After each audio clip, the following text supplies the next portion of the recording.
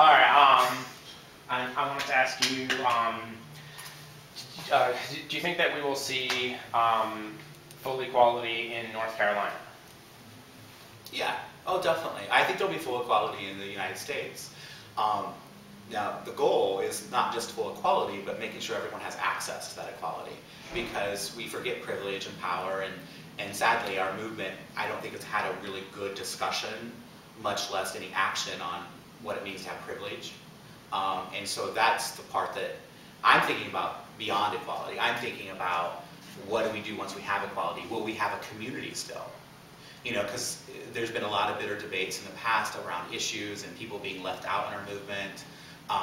And my goal is let's not lose our community over the fight for equality.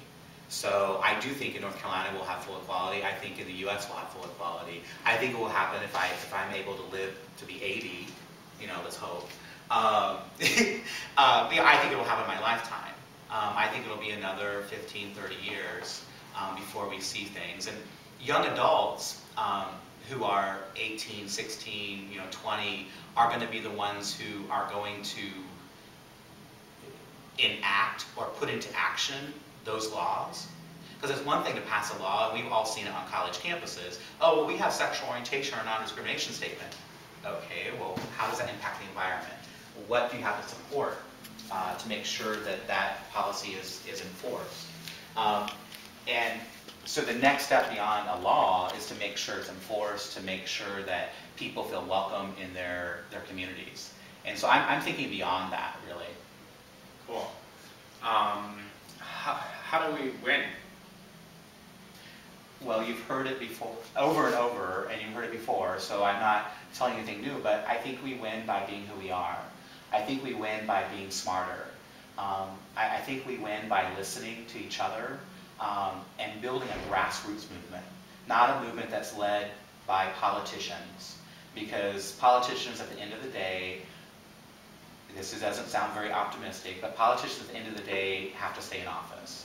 So we need to build a grassroots movement where we can have groups like Campus Pride, groups like Soul Force, which is an amazing young adult organization, which has passion.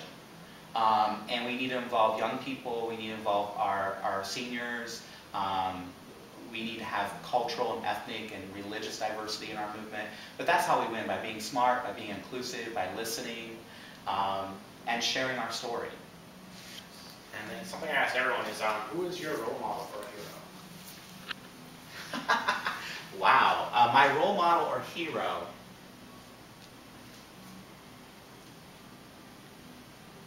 I would have to say my dad. My dad was a man who grew up on a farm, and he never went to college. My mom, for that matter, never went to college. I'm a first-generation college student. Grew up in Kansas, my dad did, and had our family. And he isn't my biological father. I don't know who my biological father is, but he adopted me when I was less than 1 year old and raised me as though he was my son. And I never knew until I was 12. Now, I know, but it never mattered to me because he always treated me as though I was his son. And what's interesting is obviously when I came out at the age of 20, 21, and I came out to all my fraternity brothers, I went home that Christmas, because that's when gay people do it, major holidays, so we can ruin it for the whole family. I did it on Christmas, and I did it before I opened my gifts, probably not smart, but I told my mom, my dad, and my sister. Now each one had a different reaction, but my dad's reaction was one where he was just quiet. He really didn't know what to say. My mom was like, "Oh, we'll get you fixed. What's wrong with you?" She needed time to come out. And back then in the 90s, you heard a lot about AIDS and HIV, so she was really concerned about, losing her son, and she was being irrational. But my dad was just kind of quiet about it. And a year passes by, both of them come full circle. My dad started saying things like, as long as you're happy. And that was a lot for a guy who grew up on a farm,